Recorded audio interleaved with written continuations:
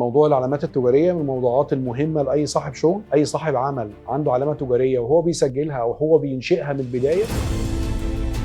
الافضل ان هو يتعامل مع حد متخصص في اجراءات تسجيل علامات تجاريه، عشان المتخصص ده هيفيده في حاجات كتير جدا، من ضمنها ازاي علامه تتقبل، ايه الشروط اللي بيجب توافرها في العلامه عشان يتم قبولها، لو انا قدمت العلامه دي ايه اللي ضمان ان هي تتسجل اصلا، لان انا ممكن اقدمها وبعد سنه او بعد سنه ونص يتم رفضها، وبالتالي ابدا من جديد بعد سنه ونص من تاريخ شغلي باسم جديد تاني، هتبقى مشكله كبيره ومشكله اكبر. ازاي اختار الاسم بشكل صحيح بشكل قانوني يتوافق مع القانون، ايه الفئات اللي انا بسجل عليها عشان اضمن ان العلامه التجاريه بتاعتي تكون سجلت بشكل صحيح، الاجراءات اللي المفروض تتبع عشان العلامه تكون سجلت بشكل صحيح، والمواعيد القانونيه اللي ارد بيها على القرارات اللي هتطلع من جانب الاداره العامه للعلامات التجاريه وانا بسجل العلامه. لو العلامه بتاعتي تم رفضها هعمل تظلم ازاي، وهينفع اعمل تظلم ولا لا، المواعيد القانونيه اللي اقدم فيها تظلم، لو التظلم بتاعي اترفض ايه اللي ممكن اقدمه بعد الرفض، هينفع اعمل طعن في المحكمه ولا لا، العلامه بتاعتي بعد ما تتسجل هجددها ازاي، العلامه بتاعتي بعد ما تتسجل وهي بينشر عنها في الجريده الرسميه هتابع اجراءات النشر عنها في الجريده الرسميه ازاي، لو في حد بيقدم علامه شبيهه لعلامتي هقدر اقدم فيه معارضه ازاي، كل ده بيقدمه لك المتخصص في اجراءات تسجيل علامات تجاريه. لو انت ما عندكيش حد متخصص في اجراءات تسجيل علامات تجاريه كل اللي انا قلته ده